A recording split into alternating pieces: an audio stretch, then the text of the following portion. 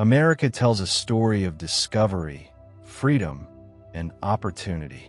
But beneath that story lies a harder question, one that historians, scholars, and indigenous communities have asked for generations.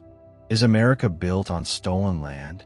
To answer that, we must go back to the beginning, long before the United States existed.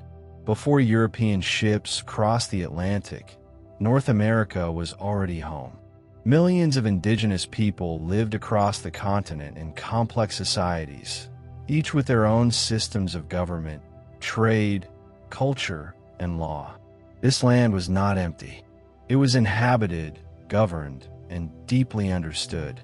When Europeans arrived in the late 1400s and early 1500s, they did not discover a new world. They entered an existing one. Yet European powers brought with them a belief that would shape history. That land could be claimed by conquest, treaties, or declaration, regardless of who already lived there. This idea was reinforced by doctrines such as the Doctrine of Discovery, which claimed that Christian European nations had the right to take control of non-Christian lands. Indigenous sovereignty was ignored, diminished, or erased. As colonies grew, native lands were taken through force, coercion, broken agreements, and unequal treaties. Some land was seized outright through war. Other land was acquired through treaties signed under pressure, deception, or threat, treaties that were often violated or rewritten later. By the time the United States declared independence in 1776, westward expansion had already begun, and it would accelerate. In the 19th century, the belief in manifest destiny, the idea that Americans were destined to expand across the continent, became national policy. Expansion was framed as progress. But for indigenous nations, it meant removal, displacement, and loss. One of the most defining moments came with the Indian Removal Act of 1830. Entire nations were forced off their ancestral lands and marched westward. Thousands died along routes such as the Trail of Tears. Land once occupied for generations was open to settlers, farms, railroads, and cities. Legally, the U.S. government justified these actions through treaties and laws. Morally, the outcomes remain deeply contested. Was land purchased if people had no real choice?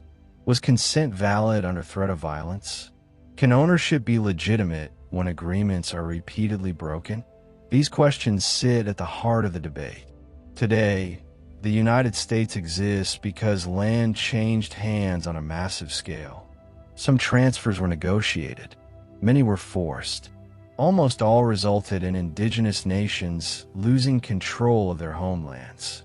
That does not mean modern Americans personally committed these actions, but it does mean the nation was built through a system that benefited from dispossession, and the effects did not end in the past.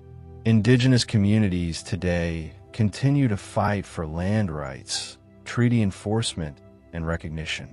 Many reservations exist on a fraction of their original territory. Sacred sites remain contested. Legal battles over land and resources continue. So, was America built on stolen land? Historically, much of the land that became the United States was taken without fair consent from the people who lived on it first. That truth does not erase America's achievements, but it challenges the story to be more honest. Understanding this history is not about blame, it is about acknowledgement. Because a nation cannot fully understand itself without understanding how it was formed.